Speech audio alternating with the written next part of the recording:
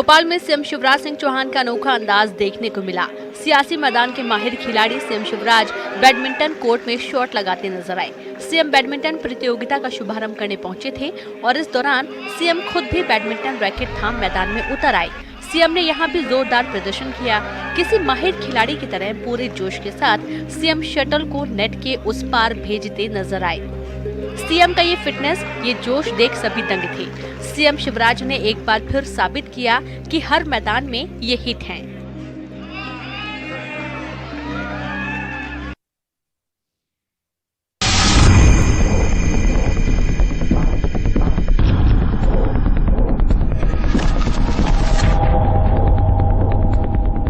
भोपाल में चड्डी बनियान गिरोह के बाद अब बरमूडा टी शर्ट गिरोह का आतंक है।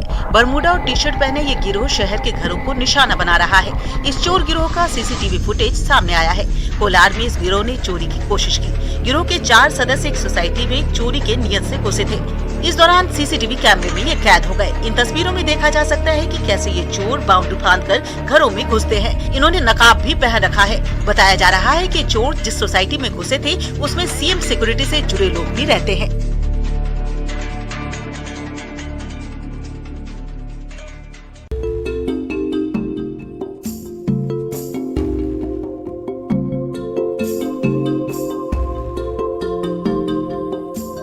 ओ भैया, इंजन भी तो बंद करो।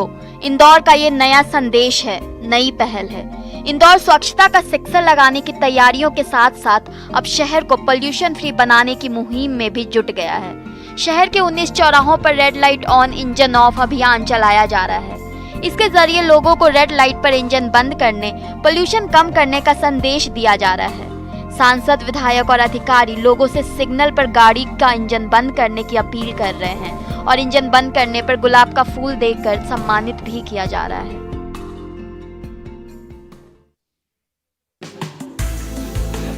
शादी के मौके पर दावत सभी देते हैं, लेकिन गुना में शादी से पहले दी गई अनोखी दावत। यहाँ दुल्हन ने शादी से पहले 150 गरीब बच्चों को रेस्टोरेंट में मनपसंद खाना खिलाया। पेशे से होम्योपैथी डॉक्टर मुबारिका सैफी की शादी इंदौर के युवक से होने वाली है। शादी से पहले मुबारिका ने समाज के लिए कुछ करने की ठानी और अपनी खुशी में औरों को शामिल किया और इसी मकसद के साथ मुबारिका ने दी ये शानदार पार्टी। जरूरतमंद बच्चों को होटल में ले जाकर उनका मनपसंद भोजन कराया। टेस्टी खाना खाकर बच्चे भी खुश थे और मुबारिका भी संतुष्ट थी।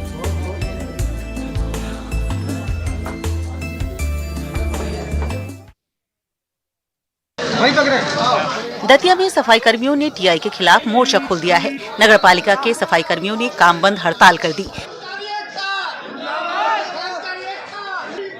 बताया जा रहा है कि सफाई कर्मियों का टीआई से विवाद हो गया था और एक सफाई कर्मी ने टीआई पर मारपीट का आरोप लगाया था। इस घटना से आक्रोशित सफाई कर्मियों ने हड़ताल कर दिया। सफाई कर्मी नगर पालिका परिसर में जमा हुए और पुलिस के खिलाफ नारेबाजी की। सफाई कर्मी टीआई के खिलाफ कार्रवाई की मांग कर रहे हैं और कार्रवाई के बाद ही काम पर लौटने की बात कह रहे हैं।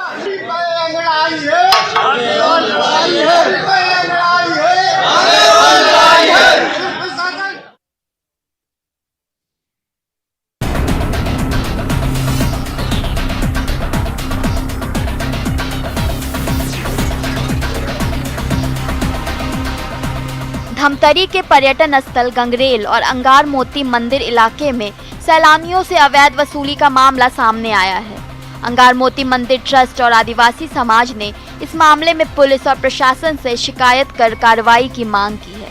ट्रस्ट ने आरोप लगाया है कि रास्ते में नाका लगाकर सैलानियों से पार्किंग और एंट्री के नाम पर पैसे वसूले जा रहे हैं, जबकि इसके लिए ना ही मंदिर ट्रस्ट से अनुमति ली गई है और ना ही प्रशासन की तरफ से कोई परमिशन ली गई है। पुलिस ने इस मामले में जांच के बाद कार्रवाई की बात कही है।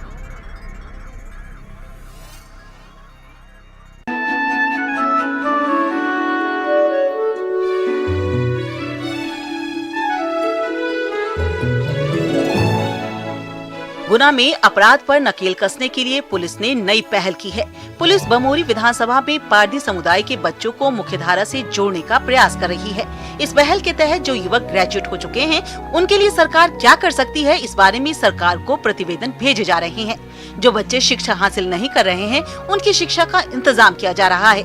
पारधी समुदाय की महिलाओं को भी जागरूक करने के लिए पुलिस अभियान चला रही है और उन्हें शिक्षण संस्थाओं की ओर से कई योजनाओं का लाभ दिया जा रहा है। पारधी समुदाय के लोग अपराधों से दूर रहें और उन्हें एक बेहतर जीवन मिले, पुलिस इसके लिए प्रयास में जुटी है।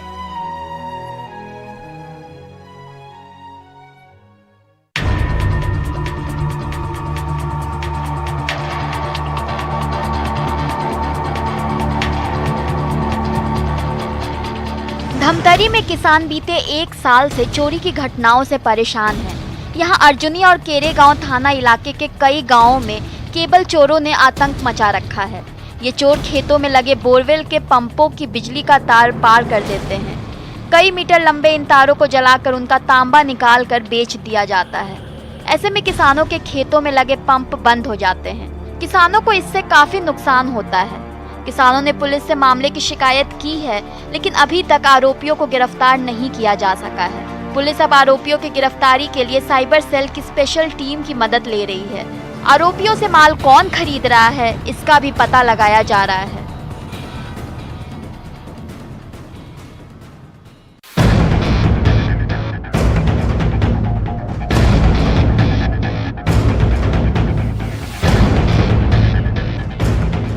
खंडवा में एसडीएम कार्यालय में जबरदस्त ड्रामा हुआ। यहाँ एक युवक अपनी प्रेमिका से शादी करने पहुंचा था। इस दौरान लड़की के परिजन भी आधम के। लड़की के परिजन इस शादी के खिलाफ थे और उन्होंने प्रेमी जोड़े को समझाने की कोशिश की, लेकिन दोनों शादी के लिए अड़े थे, जिसके बाद परिजनों ने प्रेमी जोड़े की पिटाई शुरू कर दी।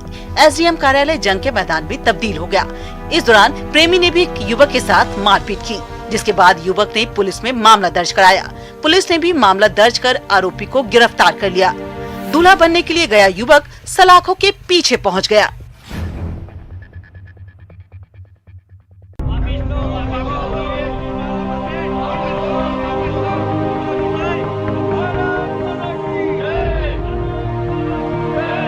शाजापुर में जूता कारोबारियों ने जमकर प्रदर्शन किया। जूता कारोबारी जीएसटी के इजाफे का विरोध कर रहे हैं। जूते पर जीएसटी 5% की जगह 12% किए जाने से कारोबारी नाराज हैं और इसके खिलाफ जूता कारोबारियों ने अपनी दुकानें बंद कर दी और नारेबाजी करते हुए प्रदर्शन किया। कारोबारियों का कहना था कि जीएसटी में इजाफे का असर आम आदमी की जेब पर पड़ेगा और इनकी मांग है कि कपड़े की तरह जूते से जीएसटी घटाया जाए। जूते पर जीएसटी की दर फिर से 12 की जगह 5% की जाए।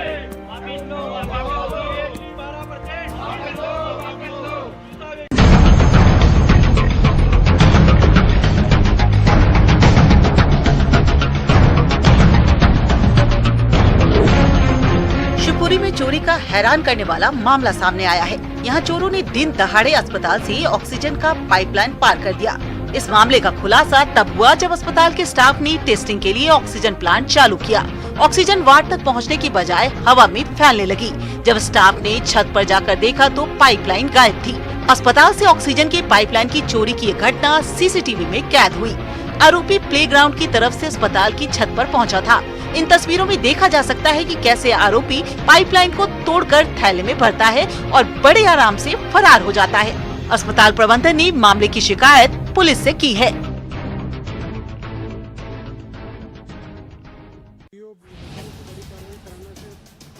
उज्जैन में घूसखोर जनपद सीओ पर शिकंजा कसा है। तराना में जनपद सीओ को ईओडब्ल्यू की टीम ने 20,000 रिश्वत लेते गिरफ्तार किया। आरोपी सीओ ने ग्राम बेलडी के सरपंच से रोड की राशि पास करने के लिए 20,000 रुपए की रिश्वत की मांग की थी। राशि स्वीकृत कराने के लिए सरपंच कई दिनों से सीओ के पास जा रहा था, जिसके बाद सरपंच ने ईओडब्ल्यू से मामले की शिकायत की थी। आरोपी को गिरफ्तार करने के लिए जाल बिछाया गया और घूस लेते उसे रंगे हाथों गिरफ्तार कर लिया गया। आरोपी केपी राजसेन भोपाल का ही रहने वाला है।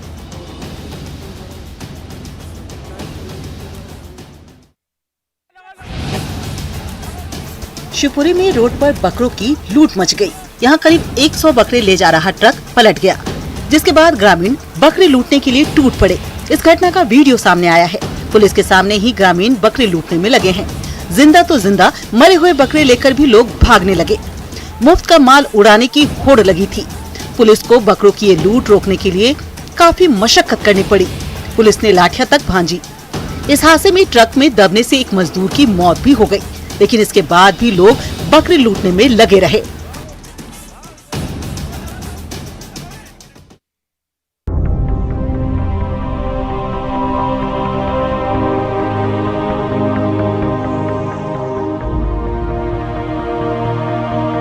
गोवा में ACCL मुड़ापार हेलीपैड से अवैध कब्जा हटाने के दौरान हंगामा हुआ।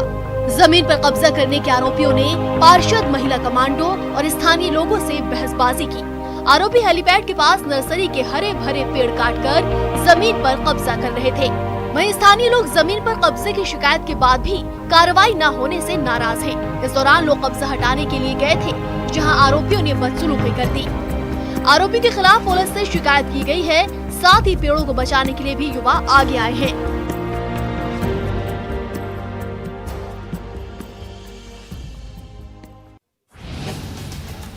ग्वालियर में जन सुनवाई के दौरान एसपी के सामने एक अनोखा मामला पहुंचा। पत्नी से परेशान पीएचई का एक कर्मचारी इच्छा मृत्यु की गुहार लेकर पहुंचा। इस शख्स की मांग थी कि या तो उसे पत्नी की प्रताड़ना से निजात दिलाई जाए या फिर इच्छा मृत्यु की इजाजत दी जाए। धर्मेंद्र पाल नाम के शख्स का आरोप था कि पत्नी उससे कपड़े धुलवाती है, भर पेट खाना तक नहीं देती और आवाज उठाने पर अपने घर वालों के साथ मिलकर पिटाई भी करती है। शख्स का आरोप है कि 2016 में शादी के बाद से ही उसकी पत्नी और सास ससुर उसे प्रताड़ित कर रहे हैं। 2018 में उसे कमरे में बंद कर पीटा गया था। एसपी ने शख्स की शिकायत सुनने के बाद थाना प्रभारी को मामले में कार्रवाई के आदेश दिए हैं।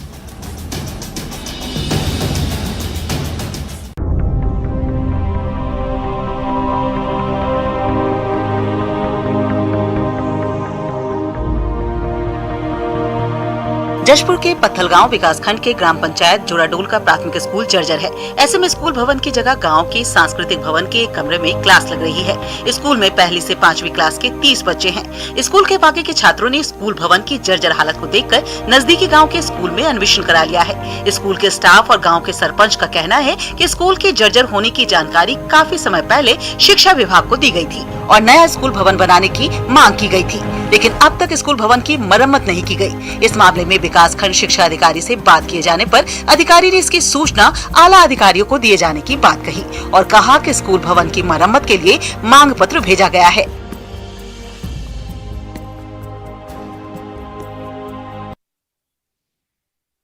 धू धू कर कार जल रही थी और उसे बुझाने के लिए फायर ब्रिगेड के कर्मचारी दौड़ भाग में लगे थे। जलती हुई कार पर पानी की बौछार की जा रही थी, लेकिन उस कार से निकल रहे शोले शांत होने का नाम नहीं ले रहे थे। ऐसा लग रहा था जैसे कार को राख में तब्दील कर ही शोले शांत होंगे। कार में लगी आग की ये तस्वीरें अलवर जिले के कोतवाली थाना इलाके के अलकापुरी कार बाजार की हैं। बताया जा रहा है कि ये कार बंद थी, लेकिन शॉर्ट सर्किट की वजह से अचानक इसमें आग लग गई। कार में लगी आग को देख आसपास के लोग घबरा गए और उन्होंने आनन फानन में फायर ब्रिगेड और प्रशासन को इसकी खबर दी। इस खबर के कुछ ही देर बाद मौके पर फायर ब्रिगेड के कर्मचारी पहुंच गए और उन्होंने आग बुझाने के लिए मोर्चा संभाल लिया। बताया जा रहा है कि इस कार में आग लगने के कुछ देर बाद तेज धमाका भी हुआ था, जिसकी वजह से आसपास के लोग दहशत में आ गए। फायर ब्रिगेड की टीम ने कुछ देर की मशक्कत के बाद आग पर काबू तो पा लिया, लेकिन अब पुलिस इस बात की जांच कर रही है कि कार में ये आग लगी तो कैसे लगी और क्या शॉर्ट सर्किट की वजह से ही इसमें आग लगी थी।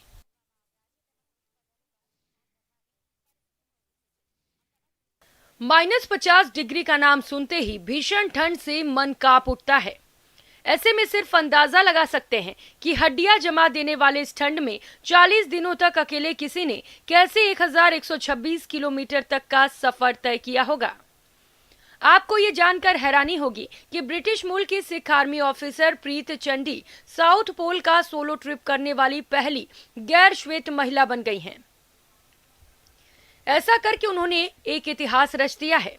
प्रीत ने पिछले साल नवंबर में इस ट्रिप की शुरुआत अंटार्कटिक के हरक्यूलिस इनलेट से की थी और 3 जनवरी को प्रीत ने एक ब्लॉग के जरिए ये बताया कि उन्होंने 40 दिनों में 1126 किलोमीटर का सफर अकेले तय कर लिया है।